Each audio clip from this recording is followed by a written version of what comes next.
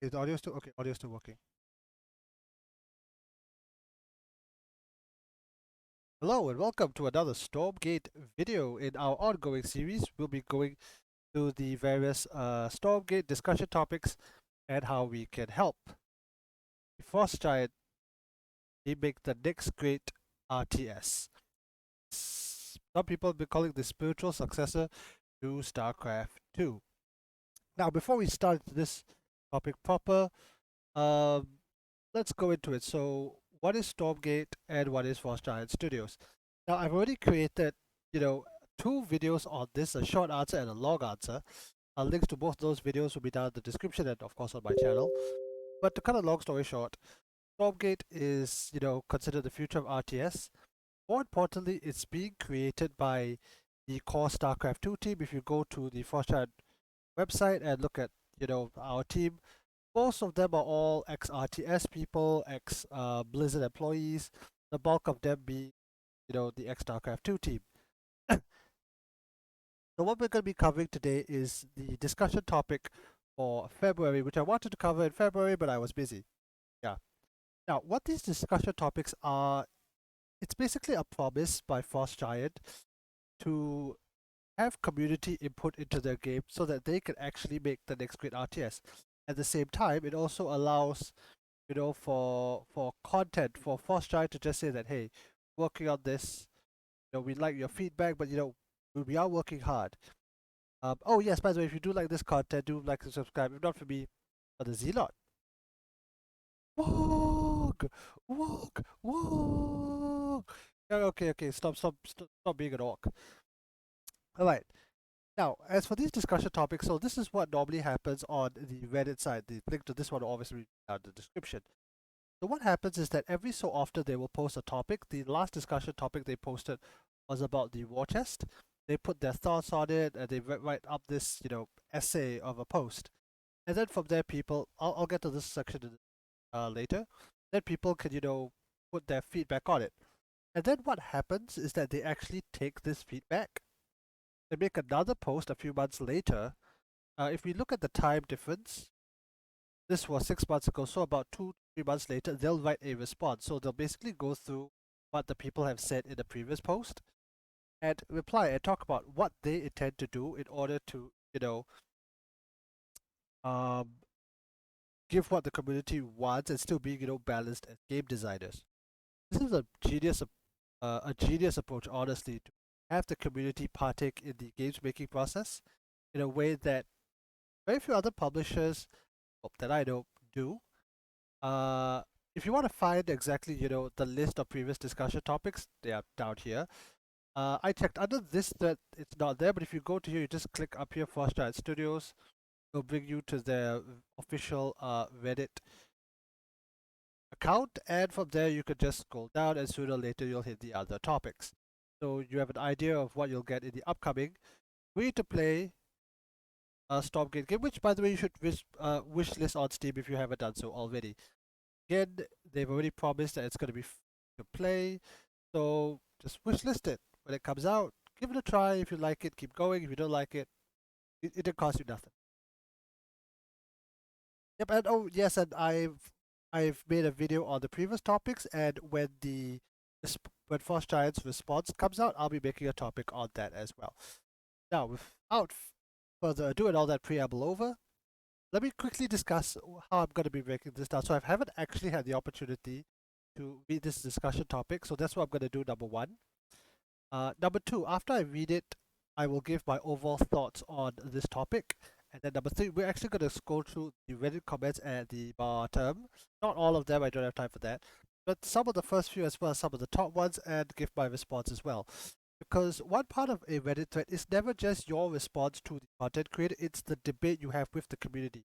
And Reddit has a lot of problems, a lot of problems, but this is one community where, thanks to moderation, thanks to, just people being mature and having a good debate, you can actually foster a strong community of people that, we just want to have a good game.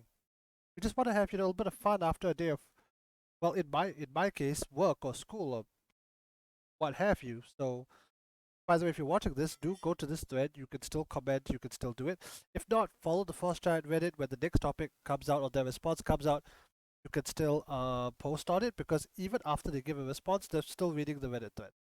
Alright, for that over, let's actually read the thing. Okay, so discussion topic 2023, month 2, progression. Oh, what is the voice of a Frost Giant? Guess it's mine. Hi everyone. It's been a little while since we had the last discussion. Nah, not really. So let's dive right into it. We're going to discuss systems that have a huge impact of both the fun and of an individual match and story mission, as well as the long-term fun of the game. That's right, we're talking about progression. What is progression? As defined by Frost Giant. There's player progression, which we call the player's journey of personal growth as they become more skilled. Then there's game progression, where the rewards are unlocked, characters or units become stronger, quests are completed, often ending with beating the game and watching the credits. So there seems to be 2 progressions. For the purpose of helping us make Stormgate the best game it can be, we like to focus on this conservation on 2 subcategories of game progression in this discussion. Match progression and meta progression. I feel like I need to draw a diagram already, but I got a Microsoft Paint. Maybe I'll do that for the next one. Okay. Match progression rewards the players for accomplishing tasks within the confines of a single match or mission, with any rewards also contained within that match. Unit veterancy is a good example of match progression system. Wayward Strategies wrote a great article on unit veterancy here if you're interested in doing a deeper dive for reading on. Okay. I honestly don't have time to do that right now. I might do a separate video on this alone. We'll see how that goes. Meta progression is a system that gives a game a sense of permanence. Good writing. Goals and rewards that live outside a single match are typically recognized between sessions at the account level. Emphasis on the word between. Achievements are a good example of, okay, here we go, of a meta progression system. Oh, good grief. Roguelike games tend to be very good at meta progressions, successfully extending the life of games through frequent content unlocks. I had a very interesting discussion that games that the moment a game has PvP and you're willing to engage that PvP, it becomes a roguelike because the human will always throw out new variables.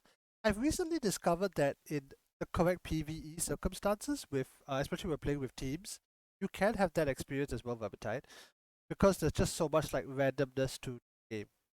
Okay, alright, so this is quite a lot of content to digest. It seems that there are several different types of progression. I will do my best to mentally keep track of them. Let's see how they're gonna expound on that. Okay, Crazy Rocket. Oh, by the way, for those watching on YouTube, I do these live, so if you're in the chat, I will respond. Crazy Rocket says, "Oh my, I love what they're talking about in regards to meta progression." Yeah. Now let's talk. Now let's see what exactly they. Yeah, we have meta progression plans too, but that's a couple chapters. What ideas we're exploring? We're exploring the idea of unit veterancy for Stormgate. And how and where to use it. This type of metric tries to capture the player fantasy of having a favorite unit or squad rank up over the course of a match. Gaining additional stats, strengths, abilities. The potential downside of this PvP includes making the game more snowbally,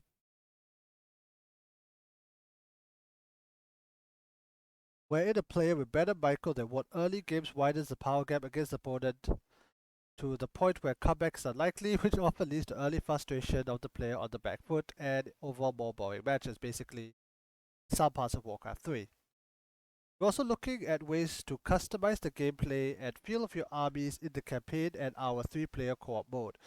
What if the approaches we are exploring is a Warcraft 3 inspired inventory system? Okay.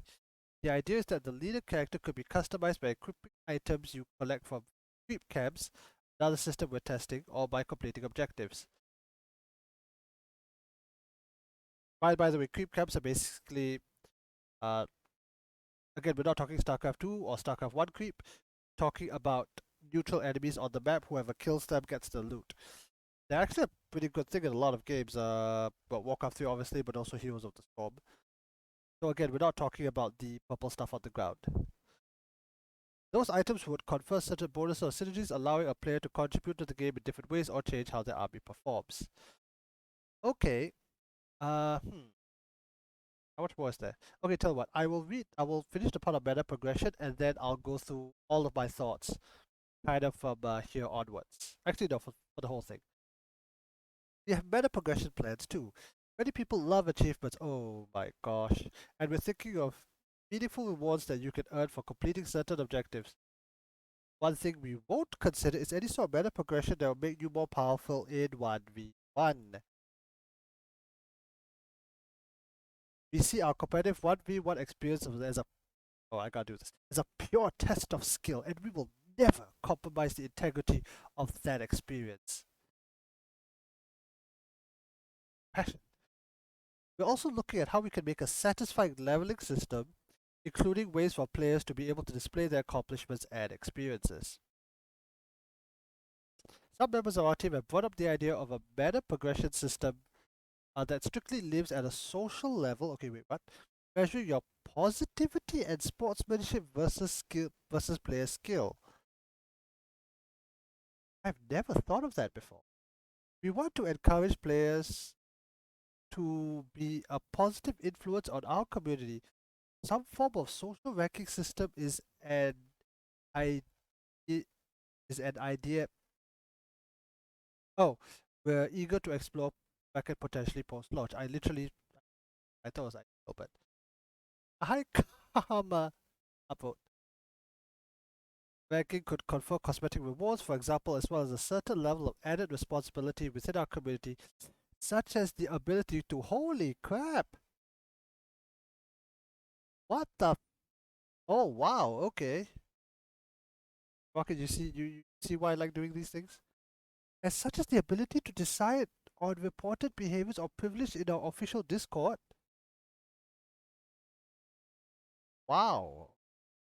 Okay, that's a really I would love to say good, but let's say interesting.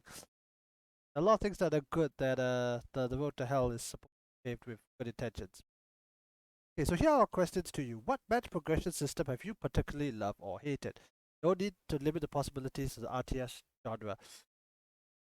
Oh man, I love this because the Force Giant team have, yes, they prioritize RTS games, but they've also said that hey, we learned a lot of things, for example, from the Halo Battle Pass, from the Call of Duty Battle Pass, both what to do and what not to do. Do you love or hate unit veterancy systems? If so, which ones and why? How do you feel about inventory systems? Please share your thoughts and experience. What is your meta progression system you have enjoyed or hated? What do you wait. Do you like a level cap or do you think you should be able to level up indefinitely? Okay, basically StarCraft 2 co-op. Would you be excited to upgrade and expand your faction's persistent wait, what? Between games based on campaign progress and earning certain achievements? What the heck where did this question come from? I was writing on a piece of paper. This one I have to put like a big star and come back later. Do you enjoy earning achievements? Do you find them rewarding if only the reward is an increase in achievement score, or do you need some form of unlockable bonus? Okay, this is a really interesting question. I've had a lot of discussions with some of my friends about this. What do you think about a social ranking or social progression system? Would you change the way you behave or interact if such a system exists? When this game is released, some psychology people need to come out and write an epic paper about this. Anyway, thank you for supporting, by the way, Rocket. I see your messages. I'll get to that in a second. Thank you for supporting Stormgate. We look forward to diving into your responses, your friends on the Frost Giant team. Okay, great. Uh, so, so Crazy Rocket also says game progression is very important. I like to hunt down unlockables. It's a topic that generated a lot of complaints for Diablo Immortal and Overwatch 2. Ah, feel free to elaborate on that because I don't really know what's happening on that side of things. You happen to know what's happening, especially Diablo Immortal. And Crazy Rocket also says, I wonder how they will balance between time events and for DBH. Oh, right. The answer to that. Okay, they did mention in the previous topic, which whoever watching should totally check out, that they mentioned that if they do a battle pass, they'll have it so that you will you can only buy the battle pass during the event, but you can activate it whenever you want, and then you have, I don't know, 90 days to finish all the rewards.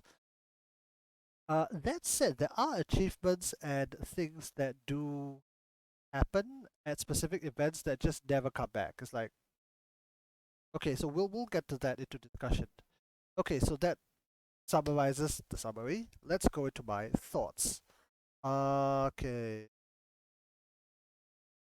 Alright, so broadly speaking, it's broken up into two areas about progression, match, and meta. I mean, broadly speaking, every game does need to have achievements. And I mean, is this really purely about achievements? No, not really. It's talking about progression. Again, I didn't read this beforehand, so this is really like my first take off the cuff, which I was genuinely shocked by some of the ideas that they're putting out. In a good way. I mean, here's the thing that I've come to appreciate, which is that players, look, first of all, people like seeing numbers go up. Be that cookie clicker, Starcraft 2, Overwatch, people just like seeing numbers go up. They like to feel that, uh, Killer Smile, have you ever leveled an account to 30? I'm sorry, I've only played like, an hour worth of League of Legends, so I don't. Um, Killer Smile, if you want to elaborate on that, feel free to go ahead. Because that's actually a good point though, Killer Smile, because at some point, a progression system could turn into an outright grind, and that could indirectly lead to players burning out, something that honestly wasn't really addressed in this. That maybe the comments will address it. But let's I don't know. I don't know. Okay, so they're basically talking in terms of achievements, and I completely agree that people do need to have achievements. I have a friend of mine that plays Steam games, and he takes insane pride in getting to that 100% achievement. Whether how silly or stupid the achievement or the grind, blah blah blah blah blah blah blah blah blah blah, he will just go for it so that he can get that 100% achievement rate. And there are people like that. For me, on the other hand, me personally, when I look at talking about achievements specifically, which they are tied to progression, but not entirely, I will look at it. There are some achievements, for example, in Vermintide 2 that are so grindy that I'm like, yeah, forget it. But some achievements are, you know, interesting. They're a challenge that are outside of the game that I am completely willing to go. It forces you to play different. Okay, but let's try to come back to the idea of the progression. Okay, Killer Smile says that you earn new tabs based on those levels. Ah, okay, okay. Basically, you earn points to unlock tabs. Okay, I mean that's a good way. I mean, the more you progress in the game, the more heroes you're able to unlock. Ironically, Heroes of the Storm, which is the only MOBA I play consistently, does do this to an extent because they do have the daily challenges that earn you gold that can let you buy more heroes. Earn access to the game basically. Yeah, yeah, that's actually a good idea. But that might not exactly work by the way, Smile, for Stormgate. Actually, it depends. It won't work for 1v1, my humble opinion, because the playing field must be level. It might work for things like co-op or maybe getting skins, for example, portraits, etc., etc. Not exactly that, but something similar. Okay, let me dive into the specific ideas of meta progression and match progression so that I can, focus down. If not, I'm just like all over the place. Okay, unit veterancy. Da da da da da da da da. Okay, so something that the Stormgate team have mentioned that they want to try to implement um, early on is the ability to track units. For example, if you've played, StarCraft 2 or any of the RTSs, is there a way to track which Marine has the most kills? In StarCraft 2, you can, but you have to go and click on each Marine and see what's their kill count. Um, and it's amazing, especially if you watch, well, mostly Terran versus something, or Protoss versus something. where the first Reaper or the first Adept mate is still alive, that has survived the entirety of the game. Because 99% of the time the Reaper dies, but every so often there's a game that it ends and that first Reaper is still alive. And while not particularly effective, that's just amazing. So, that could be something. There are also other games like the Red Alert series, at least 2 and 3 that I'm aware of, that the more a unit kills things, the stronger they get. Now, this is some very, very interesting side effects because it does create this, core uh of veterans who have actually, been there longer. They've basically leveled up. They are, your ace team, and they just started out as normal grunts, and they've, climbed the ladder. Ladder. But something that the Stormgate has mentioned is that they're not going to do that for PvP. Or rather, they are very wary of doing this for PvP because it's very difficult to properly balance.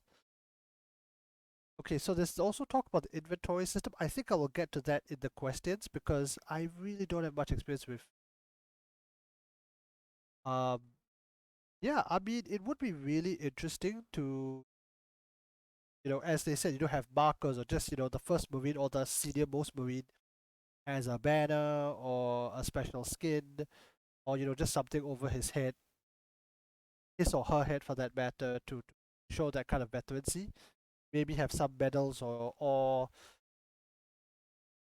you could do what they did visually in Red Alert, where you would go from a private to a corporal to a sergeant, and in Red Alert 3 you would start having stars as you ranked up.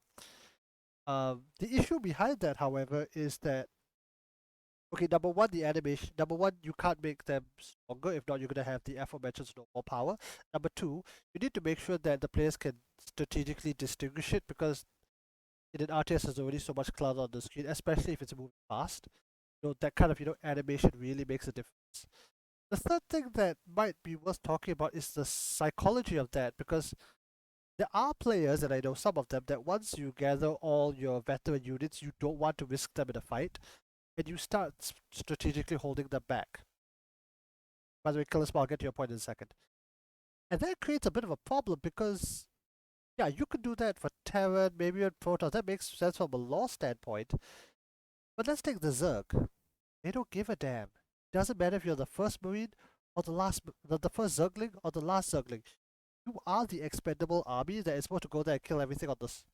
Kill everything. Die? Doesn't matter. We'll send in the next wave, the next wave, the next wave. Um, if Stormgate is gonna do that, especially with maybe the Infernal Host, which is the demonic faction, then that might have some issues there. Just the psychology of it. Yeah. So if this is what they're talking about in terms of unit veterancy, then it's really hard to say because there are a lot of little psychological things that could happen in there. Again, we're talking match progression ideas, so things that are happening within a match. Might be more doable for maybe the co-op mode, the campaign. Um, but in the 1v1 and even the 3v3 competitives, I really don't know how. Maybe that's just because I'm so much of a Starcraft 2 player where you try to move away from, the hero unit per se. Anyway, Killer Smile, let's go to your points. Okay, okay, it's an incentive system that can be exploited for social behavior. Interesting. Access to more of the game is worth something. Oh, definitely. Imagine you scale up your social proof by being nice and getting combinations with other players. Yeah, absolutely. Overwatch does that. Heroes of the Storm used to do something like that, but they didn't take it very far as I know. High social proof allows you to earn 2 points. Yeah, definitely. You can't restrict it right to the chat. You only earn points. Okay, Counterfeit Penny says, it would be cool just to have veteran units tied to achievements even if it doesn't affect anything in game. Yeah, definitely. I think that will fall under the following point of meta progression. I don't know how you would honestly implement a lot of good things for match progression. Maybe some of the Reddit commenters will have better ideas than me. Alright, let's talk about meta progressions. Okay, you see a 1v1 experience, okay, we're not going to touch 1v1. How do you make a satisfying leveling system? Yeah. Okay, so all right. So let's just talk about the games I know, right? Um, so in StarCraft, you do have a leveling system, but the truth of the matter is that StarCraft is so heavily focused on the ladder that that is the rank that you have on your portrait. That is the border that you earn. That tells everyone, when the system wasn't broken, what level are you? Because that was really the focus of everything. No matter how good you were in co-op or how much you're doing there was really no ladder portrait outline that allow you to show that off. There were other stats, about how many games you play a time, but not many people click that because it was so ladder focused. Now the other game I played a lot is Vermintide, and there is a progression system there because as you level your characters up in Vermintide, you do gain access to abilities all the way up to level 30, and the final cap is level 35. The big issue with Vermintide compared to Stormgate is that Vermintide is strictly PvE. PvP mode is nowhere to be seen. And after a while, I just stopped caring because once I hit level 35, like, yep, okay, I'm done. Now, there are still achievements and other ways to get progression, but after a while, that number didn't really mean too much. Now, coming back to the more positive aspects, the only time in StarCraft that this leveling system came into play, in my opinion, was co-op. Like when you load co-op and you see somebody with level like 420 or 360 or 420 or 256 or 699 or those high numbers, you can see like, wow, this guy has put in like the time and effort. Okay, this is cool. This is cool. Um, we were talking about oh man, what's it called? Uh, I forgot the level in co-op. Oh man, I forgot. The progression system. Yeah. Now, one thing they've talked about very interestingly is having something like a karma system, like in I guess Reddit, that you could reward them for sportsmanship or other things. Um, Maybe you could have different progression systems, one purely for the game and one for sportsmanship. And Frost Giant, of course, could look at all these metrics internally, have some internal computer science, right, weighted algorithm with different ways to determine. So, like maybe the karma system could be worth double that of the play progression system. For example, actually, this is actually really interesting because you could punish Smurfs. Like, you could just have an algorithm running that says that, look, if a person leaves a game 3 times in a row, in under 10 seconds, you could punish the player. You could minus points from them. You could issue temporary bans. You could issue warnings that you're gonna issue bans. So yeah, certain levels of responsibility within our community. This is such a hard one to do because moderation, like the moment you give people, like people can be nice, people can be good. The moment you give them any kind of power, a certain amount will go straight to their heads. Um, at the same time, we've seen very good examples, even on the StarCraft 2 Reddit. There was this guy called the Goat Puncher, and he, for what was it, 6 months, consistently posted threads about the esports. Like he would announce, like, 1 more week for GSL, 1 more week for um DreamHack Atlanta. Well, was it DreamHack Atlanta at the time? 1 more week, WCS this discussion threads. He would post everything consistently.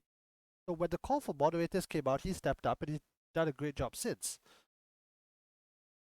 Actually, one thing that'll be really really good in this context, again, Killers, I'll get to you in a second, is I think maybe privileges in the Discord could be something really good. Like instead of giving them power, give them you know early access, for example. Look, if you've gotten a really really high karma ranking, hey, you get to see our latest discussions 1 day early. When you post on the subreddit, get like a special tag or something, or in whatever forms they're gonna do, without giving them official power. Maybe after they've proven themselves that they've been vetted in the Discord servers, then you could give them some power. Because well, special tags don't work. All right, so let me just get to that. Okay, first was about the ideas that the problem I see is that while it's cool, units are kind of meant to be expendable. If they're not, you're not using them right. Yeah, okay, so on to the point of the meta progression earlier, match progression earlier rather. It's how do you say? Yeah, it kind of it depends on a lot of things. It depends on the race. It depends on how it's set up. So there's a lot that you can't. It works for some races and may not work for another. Like Zerg units should not be a thing, even though there's the queen. League of Legends has a commendation system, but it really didn't do anything. It had no impact. The reward just wasn't there. Okay, so that's more about implementation. They gave you a badge, and if you had that, you were seen as a fakey goody two shoe. Special tags don't work. Ah, I see. I see. Well, if the special tags gave you access to something like if the special tags gave you, early access to maybe the newsletter, or every so often they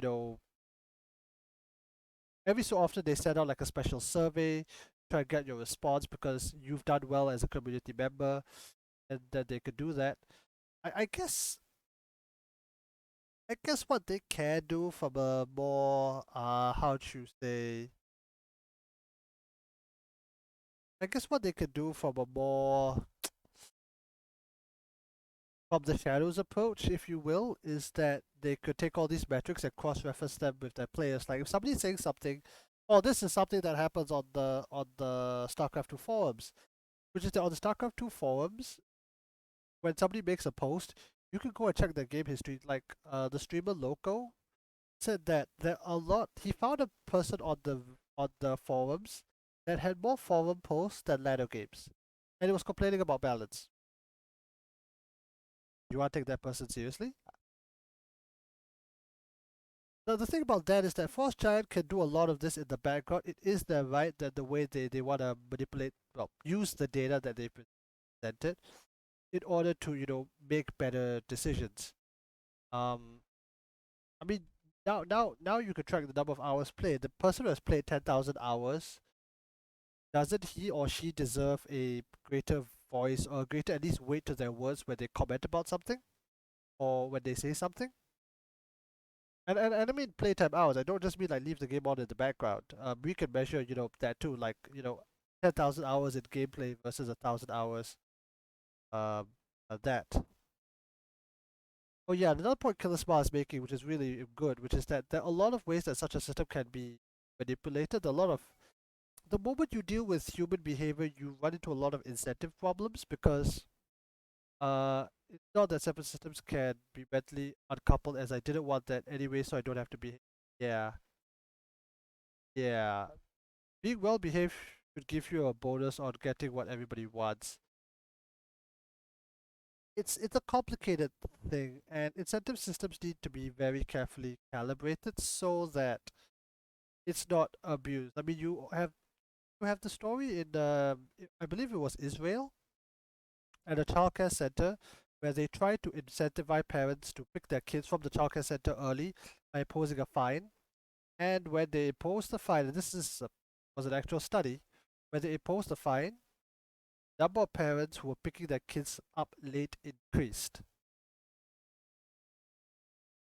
So, and the reason the researchers pointed out is that once you impose that fine, uh, the parents saw it as, hey, I'm late, yes, but the teachers are being compensated, the teachers are being paid, so be it. Whereas before it was more of a social thing. It's like, come on, I don't want this other person to go late as well. You pick them up at 7. You show up at 8, like somebody has to stay and look after the kid until 8. Once you start imposing a fine, it's like, okay, I'll just pay the fine. Alright. If you see somebody has a lot of stuff unlocked, it should make you think, hey, that guy's played a lot and gets a lot of recommendations. But yeah, that's actually a good point, Killer Smile. There will also be a community interaction between uh between those with high standing and those who are new or those with low standing. You know, I don't actually know how the community. I don't know enough about human psychology or stuff to properly comment on how that would actually affect the community. But yeah, high standing in the community. You should connect high standing in the community with good behavior. Yeah, definitely. Um, but as they said in Andor, it depends on your definition of. Well, in the case of Andor, it was wrong. What exactly is good? This Marvel. I have thought a lot about this. Hey, if you have I mean, hey, Killer Smile, definitely go and comment down below yourself, or make another video. All right, so that's my thoughts on this. Let's go into the questions that I'll just answer quickly and specifically. What match progressive systems have you particularly loved or hated? Okay, I'll tell you one system I hate: Hearthstone, because they've done everything in their power to over the years negate the free progression system and push you towards buying stuff. They've introduced currency upon currency upon currency that is basically just pushing you to monetization, and it just feels all grubby. And I don't mean the streamer grubby, all slimy the way they gone about doing it. To the point that they've effectively devalued their own currency so that it's harder to buy packs, it's harder to get perks. Uh, the progression system, you know what, though, the one I do enjoy, but that's also because I've been doing that a lot, is Vermintide, because you do have, you know, you do have the level 35 system. It would have been really interesting to, while they say, okay, we cap your thing at level 5, your level just goes up, line goes up to the moon, or in Vermintide's case, to more. Yeah, so you could have a player. Can you imagine if you're playing, like, again, Vermintide's a PvE game, it's like Starcraft, it's like Left 4 Dead. I've got videos of that on my YouTube. Imagine a person comes with like a level 3000 or level 9000, like, whoa, what the heck? Again, PvE. Yeah, well, why not just have an uncapped level system where, like, just number goes up? You're not gonna run out of numbers if you use a base 64. Um, and a progression system I thought was very, very honestly, it's the StarCraft 2 progression system, because again, StarCraft 2 was so heavily focused on ladder that you didn't really see much beyond that. There were certain portraits. There were certain portraits that you could earn by playing the different games. There was a portrait for 1,000 Terran games won, at least with StarCraft 1. Artosis was very proud for getting it. And that's some of the more interesting things that are worth doing. I don't know if that really fits the definition of progression system the way it was phrased. But yeah, but actually no. If you just want to play it to show off, just having this uncapped progression system with like a level 9,000, 10,000, 1,252,000 after 5 years, then so be it. Make sure it's not exploited. You could also have other tags, or medals, or border portraits, or even tags in the name that emphasizes that this is a person of what kind of standing. Even Reddit has that, like 1 year award, 10-year awards. The Reddit award system does play into this. Okay, do you love or hate unit veterancy systems? If so, which ones and why? I think I've talked enough about this. Again, I would love to see which are the units that did the most, but maybe after a game, because the psychological effect it could have in game is a bit iffy, and again, it affects everybody differently. How do you feel about inventory systems? Please share your thoughts and experiences. This feels like exam questions. Um, I honestly don't know, because I don't know enough about Warcraft 3 or League of Legends to say about this. The interesting what I will say is that it fundamentally changes the game, because you now need to choose what loadout you have. It does add this depth of complexity, and probably should be its own discussion in gameplay, because okay, let me say this.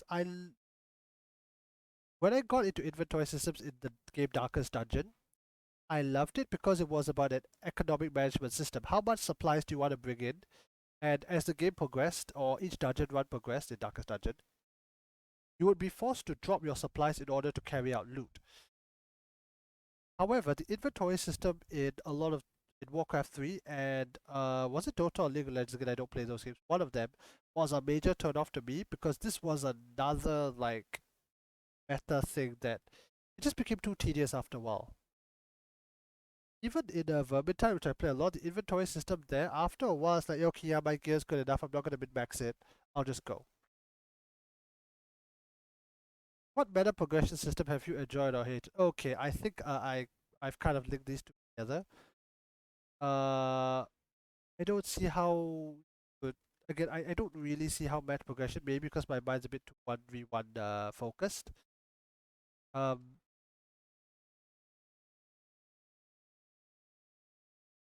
yeah, most of my answers here. Do you think a level cap? Yeah, level up indefinitely. Would you be excited to upgrade and expand your, oh yeah, your faction's persistent headquarters between, yeah, okay, so this question, I have no idea where it came from. It seems completely unlinked to everything here. Um, let's try and dive into this. Uh, uh, okay, so I think it depends on what they mean by upgrade. If I'm talking about a skin, then sure, I'll take another skin. Um, I mean, if you're talking about campaign progression purely, yeah, you could have your base getting fancier and fancier and fancier as you complete the campaign. Hell, you can have like a separate skin right at the end of the campaign that can only be played in the 1v1 mode by completing the campaign.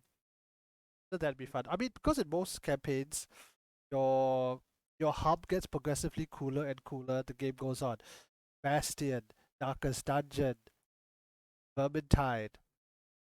Hell, even the Starcraft 2 campaigns, you like the Hyperion, you kept unlocking areas to the Hyperion, Spear of Adu, the Leviathan. Well, yeah, you should definitely do that. Like, have a specific skin for your, as they say, persistent headquarters that you can only earn by finishing the campaign. Maybe another one, a golden variant of that, by completing it on the hardest difficulty. You know, just get people. The 1v1 players will probably just cheese it if they must just to get that skin. So yes. Well, you enjoy earning achievements. Okay, okay, achievements. Here we go. Do you find them rewarding, increase achievements, or do you need some form of unlockable bonus? Well, the fact that you get the achievement at all, and there's a badge, you know, Steam achievements are a good example of this, and Stormgate's going to be on Steam. That um, just having those achievements are great. I think it's about accessibility because to see Steam achievements, you have to, you know, tab out and go somewhere else to see what the person has done. Whereas in, for example, Vermintide, just seeing the player's portrait. Like this is what I say to my friend when I play with them. I look at the person's portrait of like a player who's coming and joining the lobby, and I ask myself, was this paid in gold or was this bought in blood?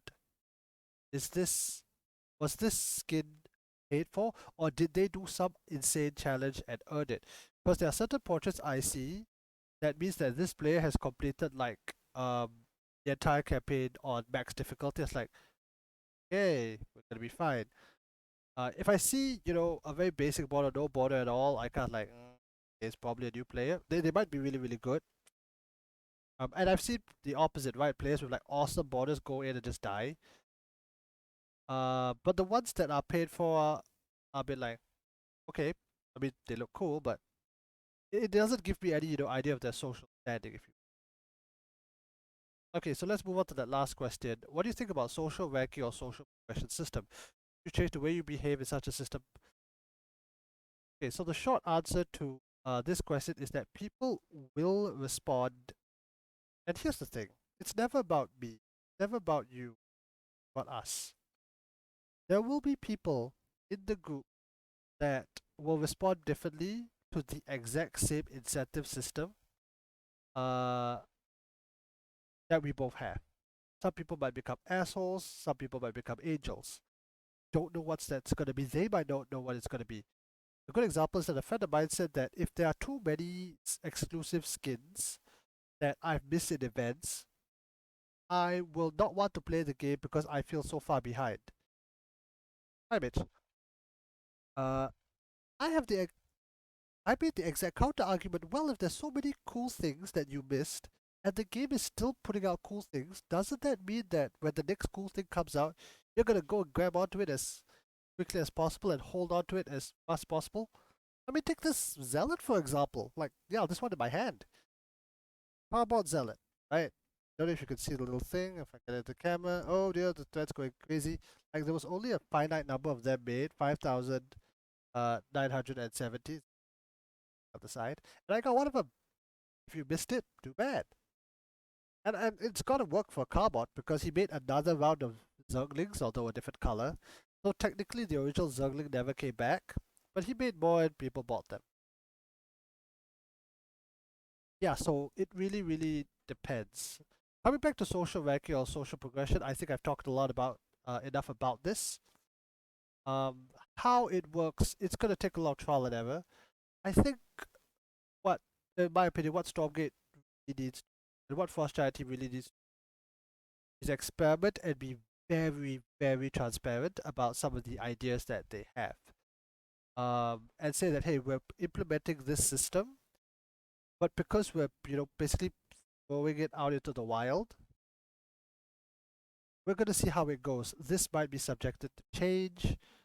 Uh, please understand it. And again, once you put out the warning and it's clear in black and white, as we like to say, I live, it's fine. People can whine about it as much as you want, but as long as you have it in writing and it's properly communicated in a place that everyone can see, you can make the changes. All right, Twitch chat. First of all, thank you, Mitch, for coming on. Honestly, Vermintide 2 is one of the best cosmetic reward systems I've seen in a long time. Yeah, definitely, definitely. They do reward you for playing the game, and in fact, yeah, like what you said, all the best ones cannot be paid for. We were talking about portraits here, Crazy Rocket. Some of the best in-game skins you have to pay for them because they look kick-ass. Some of the best weapons too, to be honest.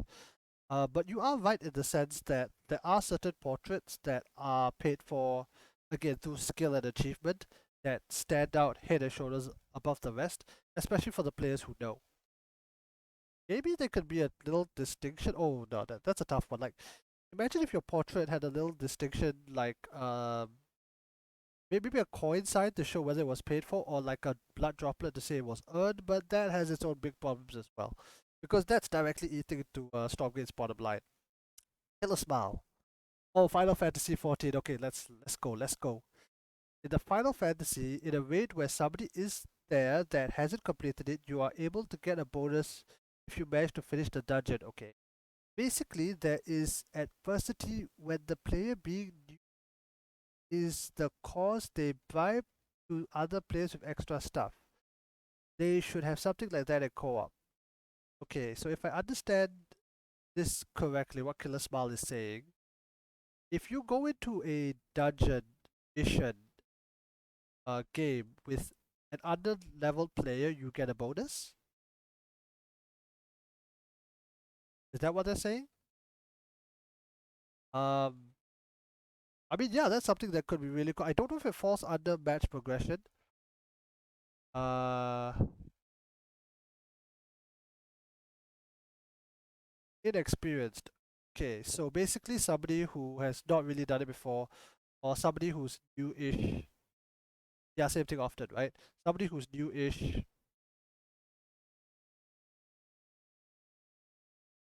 I just thought of something. So yeah, you could have like teaching badges, right?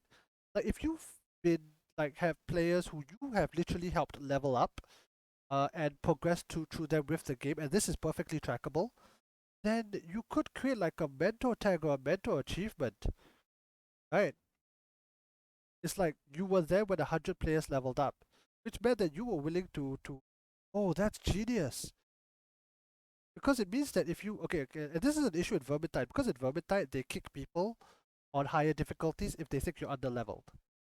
It's it's not even bad. It's just a shitty feeling, when you go into like a game or a party, especially cooperative mode, and you're just kicked because like like get kicked out.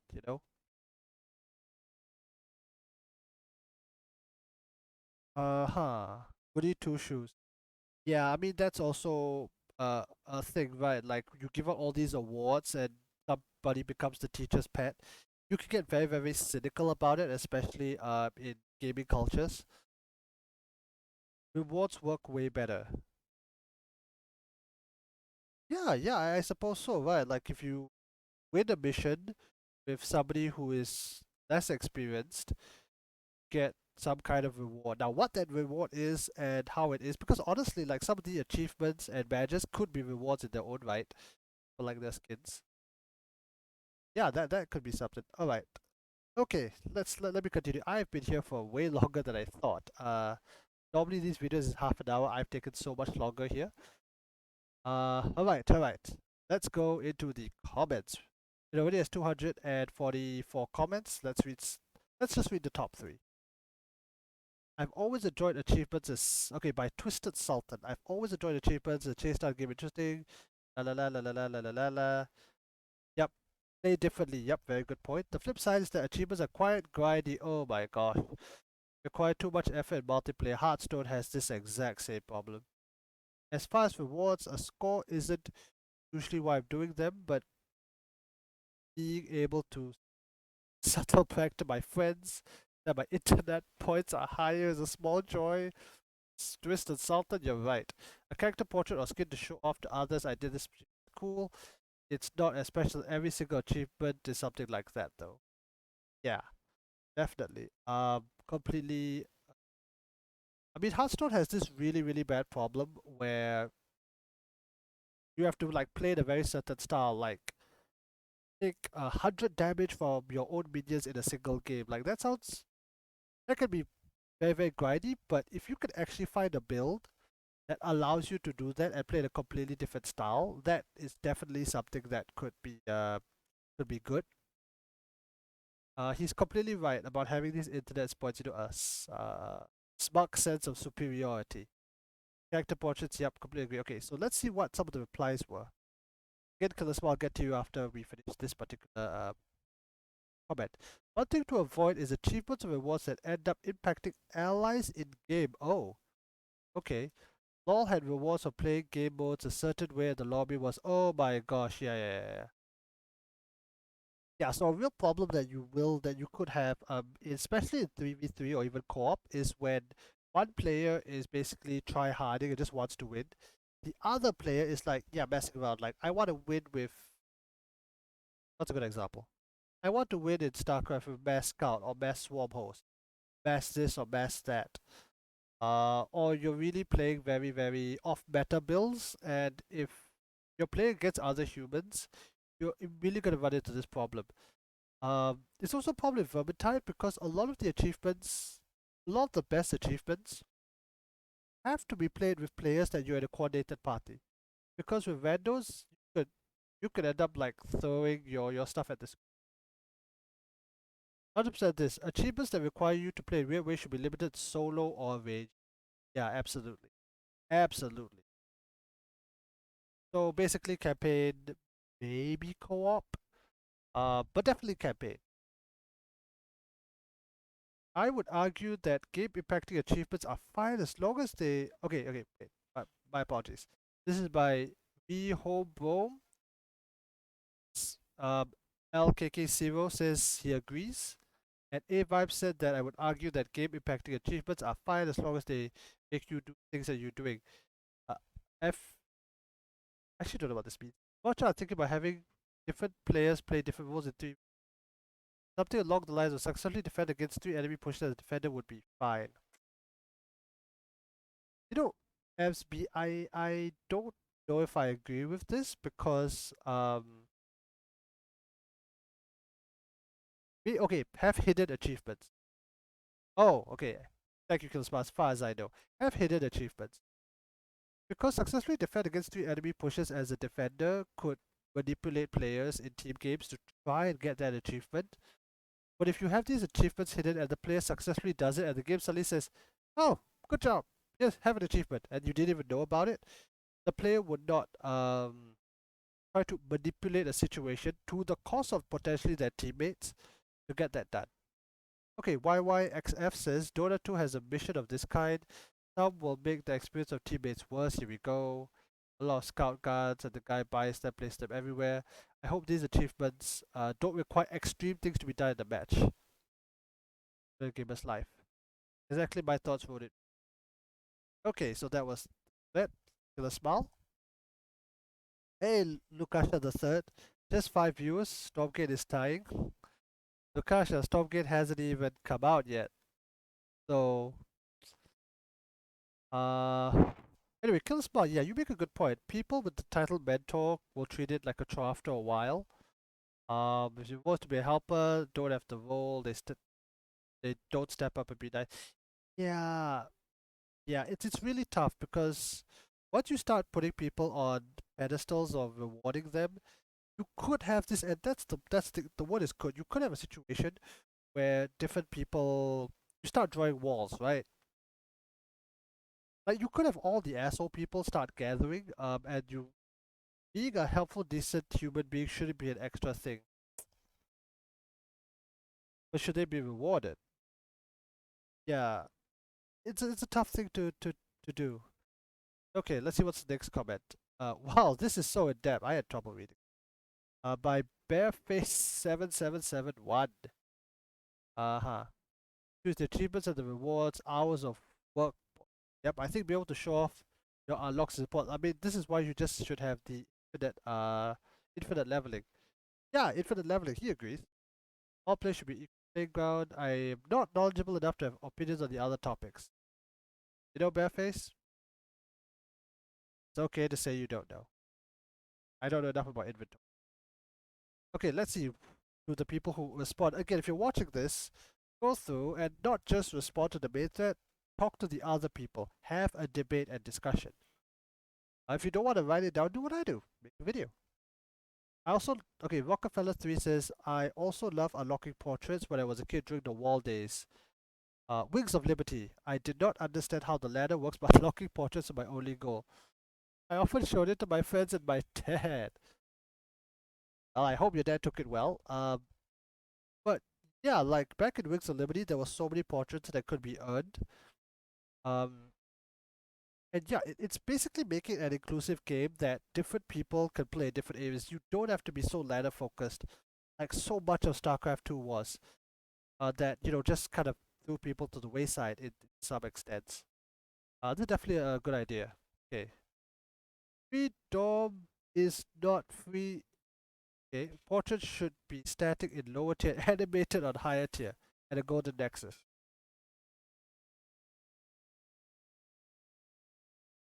You know, one thing that Hearthstone does do right is that there are cards that have animations. So, like, I mean, if your portrait was just a zealot, it'll just be this. If it was a um, gold zealot, it'll be this. Maybe waving his hands or something. Mercenaries did this quite well. Uh, but yeah, on the higher tiers, have the portraits. Oh, this is genius! This is genius because for each portrait, you can have a gold variant. You can then have an animated variant for each individual portrait, and it's just some simple effects: rain falling, cloud moving, um, eye close, just winking. And for each portrait, you can have multiple levels. That's an exponential system right there. Really good idea from really small comment. Okay, well, okay, well, wow. Okay, LOLItsRyan. Okay, he's got a lot of votes. I'll just go through this one and then I'll go to best comments. Then I'll scan the thread as a whole. I need to go a bit faster. You enjoy achievements. Da da da da da. Love, live for achievements. Achievements are best when some of them require different approaches. Yep, it's nice to get the ones achieved. You should, by dislike it, further achievements accidentally earned as their conditions are so close to how you typically play the mission. Yeah, I think what Ryan means, which is a good point, is that you don't want to get achievements for things that are too boring. Not achievement, and it then cheapens a lot of the other achievements. That said, having achievement for completing like the first time could be nice for level players. You can play this so many different ways. Yep, yep, yep. Um, like there were some missions in Hearthstone Mercenaries, which is one of their PE goals, which is complete a mission with like a specific type of character, Murlocs or pirates. all pirates, all this, or without casting a single X ability. But as mentioned by people above in the thread, be very careful if you're doing this for 3v3 and 1v1. Actually, no. You could do this for 1v1 because it's just you, it's your decision. The moment you have other people, which means co-op and 3v3, this is going to be an issue because those other people may not have signed up for weirdness. Co-op may not be that bad because, okay, co-op is not going to be as bad because it's still PvE, but 3v3 is going to be a mess if you do that. I was really excited for the anniversary fed for each mission. Yeah, Starcraft 2 people, but 95% of them were beatable on the first go. Still got them all, I enjoyed filling the completion price, no way of working on those achievements. Yep. I never considered a form of unlockable bonus was sort of like skins and stuff. Better I got for 100 achievements. Never considered for. Okay. Would you be excited to upgrade and expand? Again, this is LOLItsRyan. A persistent headquarters. This is a skin to the SC2 faction progression. I love having the goal to keep working towards upgrading things. I found myself dying to know what each Zerg mutation was while playing through Heart of the Swamp, and I thought a lot of these were very unique. Okay, so I think what he's saying here is referring to the Heart of the Swamp, I hope campaign. I'm sorry, Ryan, if I'm misinterpreting your words. Which is that as you play through the Heart of the Swamp campaign, at certain levels you'll be given the decision to mutate your Zergs permanently in one way or another. An example I remember is that if a roach killed a unit, okay, you have two choices. The roach's attack slows the enemy, or if the roach kills an enemy, it spawns more roaches. I always pick the spawn more roaches because that was just more fun. But the slow the enemy is actually more effective, I think. Not as impressed with the legacy of the void progression, however. Okay. Oh wait, hold on. The new units from different tribes were cool, but I remember being when the Wraith Walker was just a regular Colossus with big charge attack instead. Let's finish the point before I dispute this. Also, the different units in the War Council was interesting. Couldn't upgrade the units to be better. Yep, only swap them around. By the way, something I need to point out is that for Heart of the Swarm, when you made your change, it was permanent, and that actually created some problems because there could be synergies that you built early on that you could not swap out of, and you are screwed in later missions. So I disagree slightly. There were some missions in Legacy of the Void that I could not complete with certain unit compositions, but that also could be because I suck. Also was interesting. Okay, Once you unlocked the unit, it was at its full potential immediately. I did like having the idea of units, but I missed the sense of progression, lacked the unit design. I think Zealots were the most unique design, but Phoenix and Mirage Colossus were too familiar visually. Okay, so he does make some points. Certain units, he makes some points. I actually disagree with some of it because the Immortal especially, there was a huge difference between the Immortal, the standard Daylam Immortal. I do love videos. The Tal'Darim Wraith Walker or the Nerazim Wraith Guard, because the Wraith Guard had an ability called Shadow Cannon, which allowed it to attack air, but it was an activated ability. I probably got the name wrong. I'm probably my words. Tell me in the comments. And here's the thing. Yes, you had the Colossus. You had was it a Wraith Walker? It was a Vanguard. I got the names completely up. Here's the thing. I think I disagree on the Colossus example specifically because your three options were Colossus, which tall AoE consistent damage, Wrathwalker, which was single target damage, and the Scarab, which was a artillery based tank which shot like a ball. Which okay, it had to be there because it was from StarCraft 1. It is a homage. Didn't particularly like the unit, but you had plenty of options. Okay, let's keep going. What do you think about the social ranking and progression? Would you change it? Like, people love this game where people are willing to write like exam style essay responses. That's awesome, encouraging players, me too, teaching them, helping, da da da da. He says, I love the idea of high karma system. I like to be helpful and friendly, but this will dial it up to level. Love this idea of sleep, so a lot of people who like it. You think a level cap level up indefinitely. Wait. Oh, okay. Fair point. He actually makes a distinction between unit veterancy and match progression versus I forgot the other one. What was it? Between match progression and meta progression. Okay. I have no experience. Yep. I also struggle to understand the unit veterancy. Chase the goals. Once I level cap, I'm always sad that there's no further progression.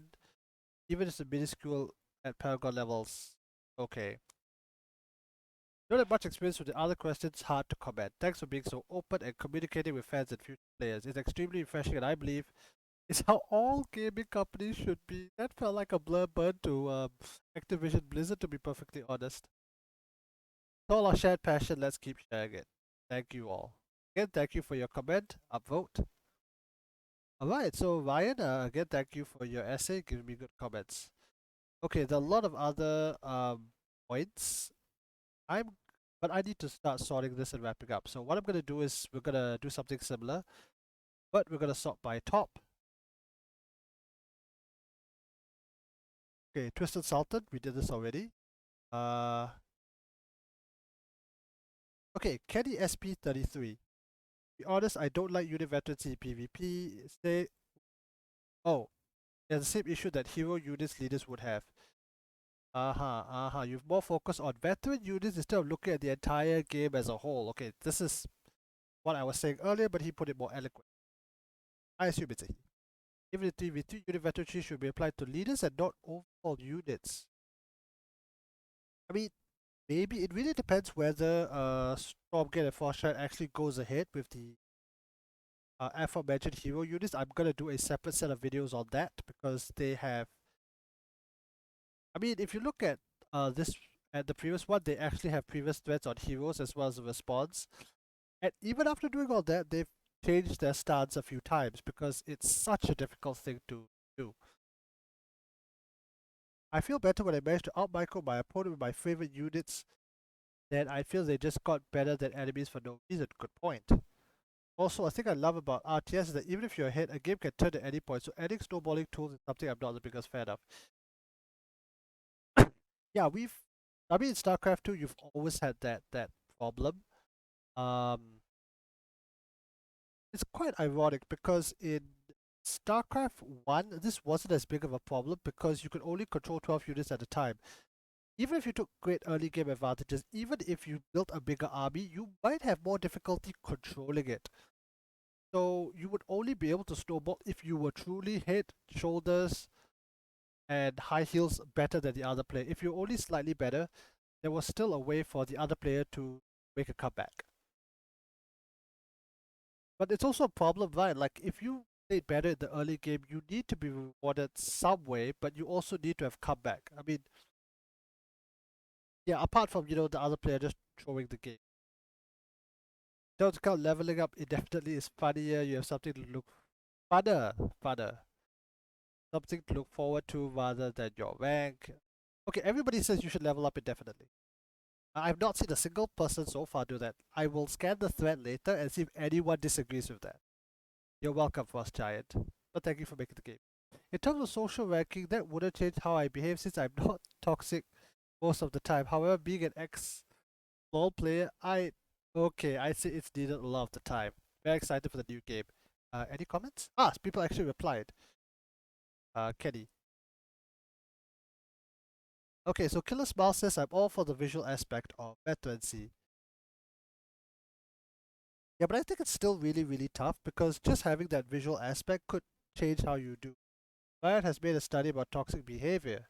Killer Smile, please tell us. I'm not being sarcastic. Tell me, quick. Type. Okay, tell you what. Killer Smile, while you're doing that, I will continue this thread and I'll get right back to you. I think it's an all or nothing mechanic. Either it's so trivial that it doesn't affect gameplay, or it's big enough to be worth playing around and sculpted more towards RPG. Unless the leveling costs resources, only ever a win more mechanic that just rewards the player who fights and keeps specific alive without any trade-off made for the additional power. Yeah, something that Frost Giant has said in one of the interviews was that an issue they believed with Warcraft 3 is that uh, the heroes in Warcraft 3 leveled up by killing things. This created an issue where players are so focused on keeping other units alive that it kind of took away from the fun. It's what you had to do. Okay, so Killer Smile's back. Killer Smile, if you could do me a big favor and put a link to this study, I will include it in the notes.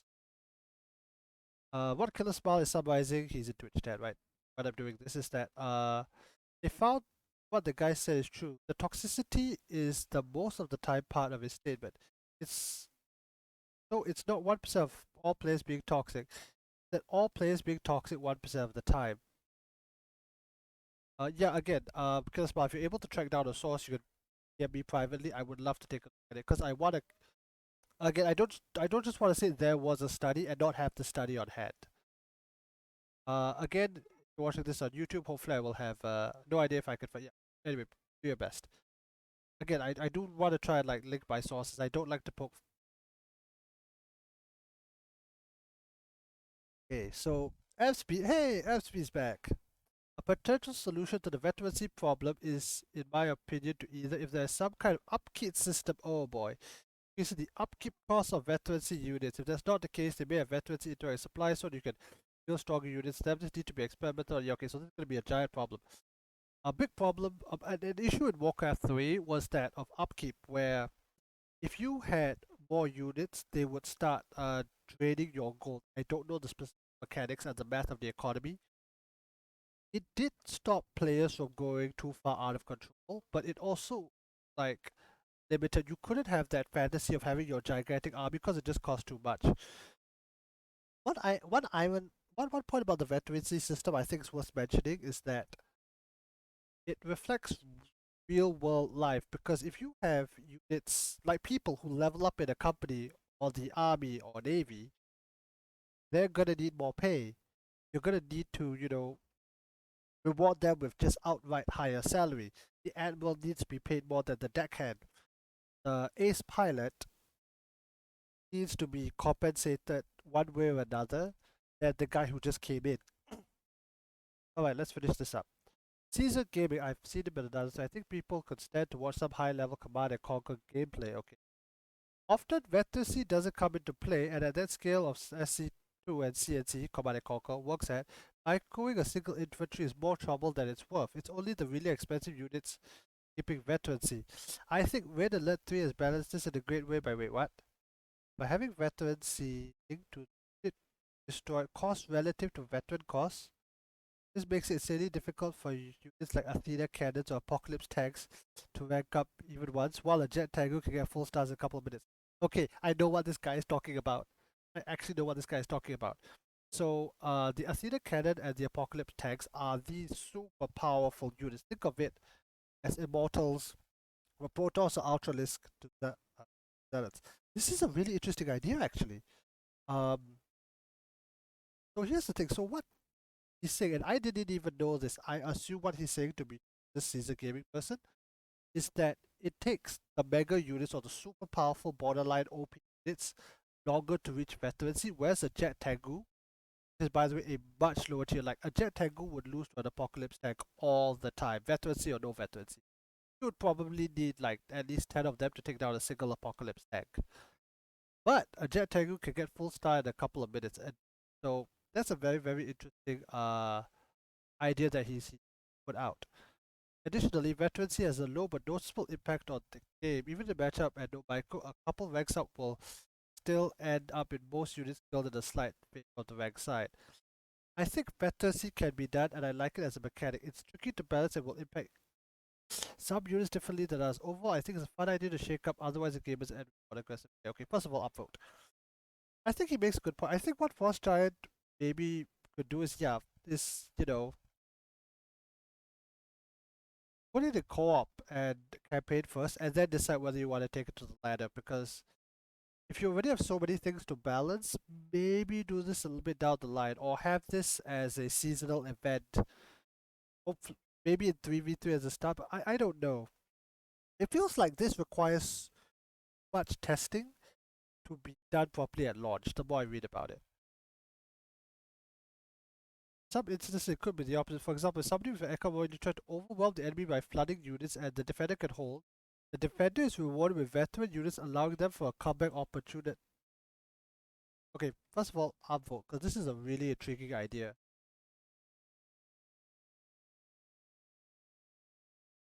Oh, well, that's a really interesting idea. So what Plainsight is saying here is that if a unit is able to kill more enemy units or more enemy units in the same direct cost, that unit can level up and become stronger and come to a mechanic. And I think this is really, really clever because the only way that unit can like level up veterancy or you could get veteran um really, really quickly is if you're losing. But I don't know how this will work in actual implementation. Okay, Killer Smile disagrees. Only the winning player has units left over. That guy is committing to a false premise. Is he? This is a very okay. Let's put it this way. This is a very interesting premise. I don't know if it. Okay, let's go to Air Commander and then we'll kind of skip this thread because Air Commander seems to imply directly to plain sight. The scenario requires a player with a game-winning lead, leading absolutely abysmal instead of just winning the game domestically. I've done this in Starcraft too many times to count. In that situation, would be able to regain the game by trading effectively. Da da da da da da da da da. Even a Zerg race that does such, that trades meat waves and of cheap units, does so while keeping valuable units in life for several other attacks. The exact unit that veterancy would be most valuable on, your links would buff the Hydras, yep, attempting to conserve the high-tech unit. I mean, you say that, and every game I lose everything anyway.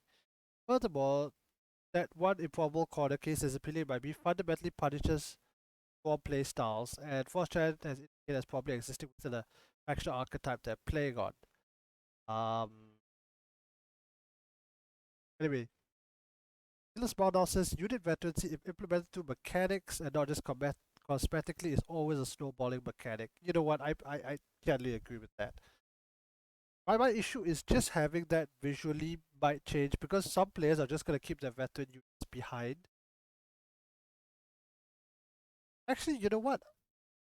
That's actually fine, right? Because if you so choose to keep your veteran units out of the fight that are nothing but cosmetic, that is your choice, and if you lost that game because of that, that's entirely your fault. Yeah, you know what? I've reversed my stance on that. You can have these units, uh, these veteran tier units, even for the swarm race, because if you like take all of your, 3-star links out of the fight and have less links for the next wave, that's your choice. A player who only cares about winning will just throw them anyway. Or hell, if a player just decides to try and style another player, tries to gather all their veteran units, only cosmetic, and tries to go for something like he's wasting APM and wasting decisions to try and style on the other player, and if he loses because of that, that's entirely his fault. Yeah, Killer Smile, it's awesome. Visually, it's awesome for storytelling. Yeah, so I think the general consensus. I don't like being more special overtime. Yep, here we go. Making the unit an SC2 Marine, this is Zimov, right? An SC2 Marine having damaged looking suit if he had 10 kills or something like that. Making the unit itself better would hurt the game. Okay, so yeah, the general consensus, what I've got so far from the thread is that let's just keep it visually. Let's not do it, especially in PvP. I think co-op and campaign, you can go a bit nuts with that. Okay, alright. I don't have time, I've been here for quite a while already. What I'm gonna do very quickly now is I'm just gonna breeze through the thread, need some points and just reply without going in this more structured order. Okay, let's go from here. Go down. Ryan, we've spoken about this. Bareface, we've spoken about this. Healthy shirt. Few selected units, say your army has 2 or 3. Oh, somebody on inventory. I really don't like the idea. RTS is hard enough. Yeah, so Shirt is saying that he doesn't like inventory because it's already complicated. Uh, yep, yep. Assistant headquarters. Hey, Wyrmshield, so glad to see you looking for community feedback and ideas. Let me upvote on the spot. Casual player, veterancy, feels too basic of a mechanic. One thing I love about RB games is choosing their character. Blah blah blah. Wait, Co-op Commanders was so much fun. Seeing those familiar armies be creatively pushed. What should be no power gap should be out of hand or social. Uh, okay. Honestly, I don't get a lot of what you're saying. My apologies. On social record, I personally like Overwatch endorsement system. You could recognize your teammates' cooperation. I'm not sure how this would. You know what? That's a good point. It felt good in the old Overwatch system to endorse somebody for leadership or endorse somebody for support because anyone could be the leadership. It could have been the player that rallied the team. It could have been the player that dived in to save another teammate. Play of the game normally went to kills, I believe, but yeah, it actually felt good to endorse players for good teammates, sportsmanship, etc., etc.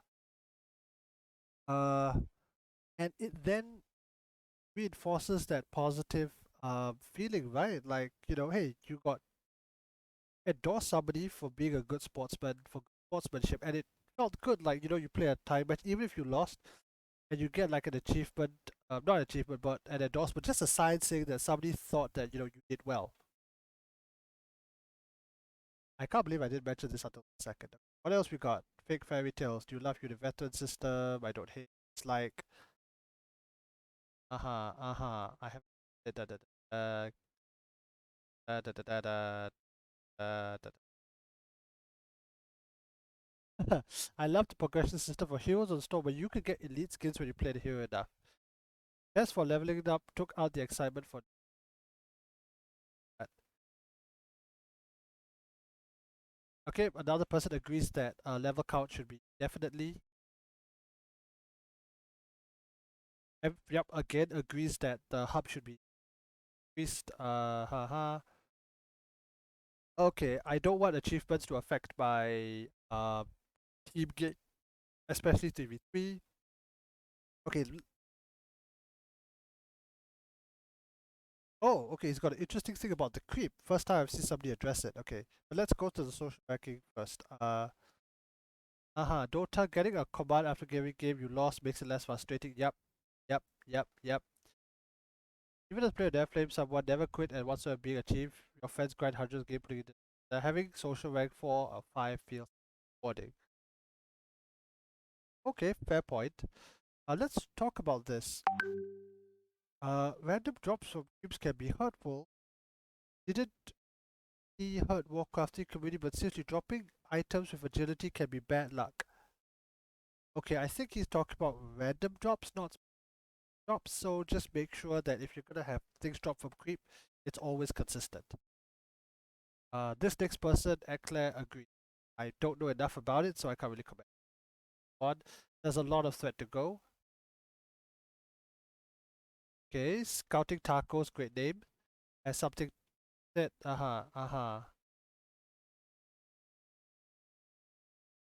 Oh, okay. Unit veterancy can muddy this equation.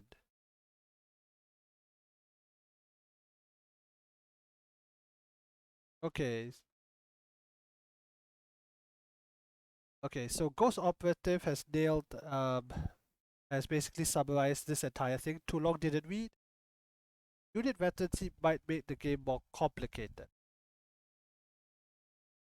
Then again, scouting tacos, like as what we said, if unit veterancy is purely a cosmetic and you make it clear that this is not going to make your unit any better, then I think it negates a lot of this. I think your argument is actually very strong against having unit veterancy that affects unit power. If it's just cosmetics, it shouldn't be too bad. And most players will realize that. Thanks for the shout out. I've ordered you like the article. Hey, it's Wayward Strategy, the guy who wrote the article, whom I'm sorry I don't have time to go through. I might do another video on your article. Cited upgrade is yes. The person even took the time to bold it out. BRB is okay. Oh, okay, another example. Alright, 2 more minutes, I'm gonna wrap this up. Not recent. Nice to. Oh, okay, that's interesting. So what veterancy he's saying is that in their abilities, only certain units can have veterancy. Uh-huh. Veterancy is good for a lucky soldier like a Marine or a Dark Templar, but irrelevant for a Zergling and Ultralisk.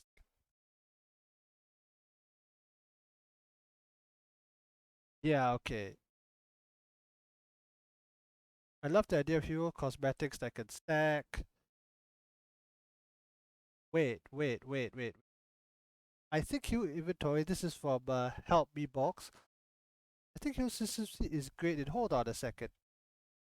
Great, moments are popular. I think the pitfall is well understood. We're competitive heroes in Warcraft teams of casual. I love being a hero, creeping, Gatling.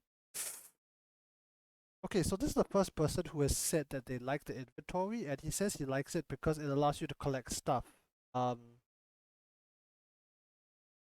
I don't like the inventory system because it was too complicated to understand. I didn't want to do it. Maybe if the inventory system in a 1v1 or 3v purely cosmetic, like the carrying the fallen banner of your enemies, or something a bit more morbid, that could be interesting. Specifically to help me box point.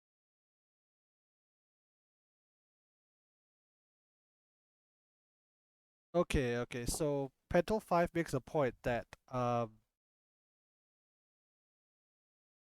is that uh in StarCraft 2 when they introduced skins, it was harder to play for a newcomer with the introduction of cosmetics because you need to know exactly what's what.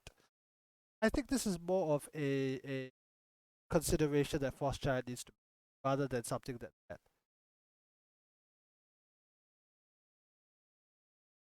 Yeah. Help me Bog now says it never takes me more than a second to realize what's going on when all the heroes look different. I honestly, okay, again, Battle 5, I agree with your point, but I do want to give credit to the Frost Giant team. I think they know what they're doing. But some skins might need to be tested, like the damned Bailing, if you remember. Okay, so a lot of other comments here. I don't have time to. Oh hey, by the way, this is proof that Frost Giant reads it. Frost Giant Gerald, which is the communication director, actually responded to one of these. Okay, so a lot of other points. Yep, another person who wants to do this. Everybody agrees. Better progression system. What do you think about inventory? It adds so much depth to gameplay. Okay. Uh, you know what? Let's go just a little bit longer. Again, if you're still watching, thank you. Let's just see what people think about inventory. Great Terran. Inventory is too broad an extraction. I struggles to have a feeling. Inventory that stokes certain emotions can be fun and immersive. For example, allowing players to choose a reward. Yes. Allows players to crystallize an experience. Memory anchor. What the hell? Forms a social connection, cooperation with allies, having the feeling of all your cogs and wheels. An inventory that doesn't accomplish these things will be poor abstraction. Okay, a very as we say, chim or high level or abstract way of thinking about it. I'm thinking. Um, Warcraft 3 inspired inventory system. Yeah. Okay. Inventory system seems to be completely very split. Flowery words there, counterfeit penny in Twitch chat says.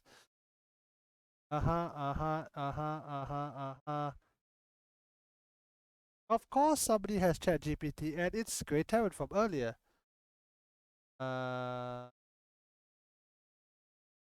Make it purely cosmetic, yep. Yep. Uttara says I love the updated info. Did an alright job. One upgrade that increased base stats.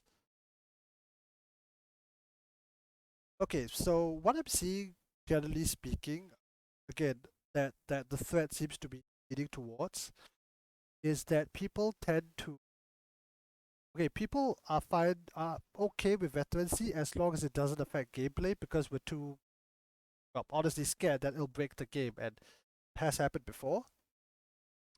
Inventory system is very split amongst the responses where some people say they love it, they love the depth. people like me and a few others like this shit's too complicated.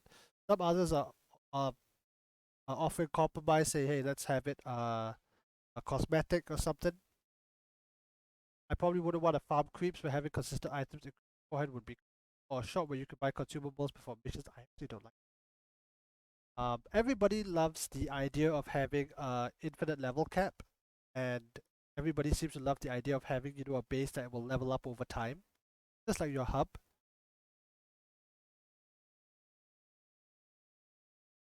Okay, great. I think I'll need to wrap it up here. You know what, avsbes, I'll edit on your comment since you commented prior. Okay, let's read this last point and we'll call it quits. Often use Starcraft. I thought I assumed the majority feeling what I read about. Oh, okay, but my brother plays League of Legends to my surprise thinks that in-match progression system like a MOBA would be a long way for an RTS. Yeah, we agree. Unit veterancy system feels like casual to actually do something. For example, in Company of Heroes I haven't played. Obviously, like one of my units got a veterancy, but I could never easily tell from a single look what veterancy did. Okay, so I think this is a good point. Uh,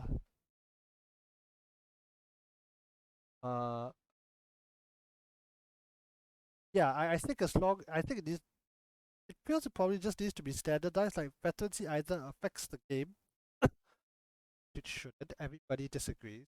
Just about everybody says they don't want that, or are very afraid of it.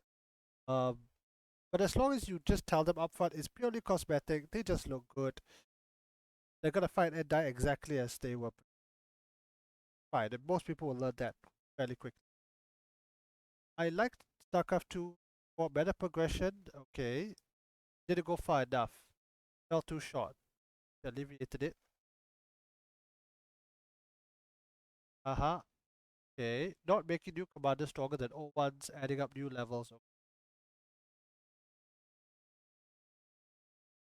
Please have a new kind of level season every time you raise the level soft cap.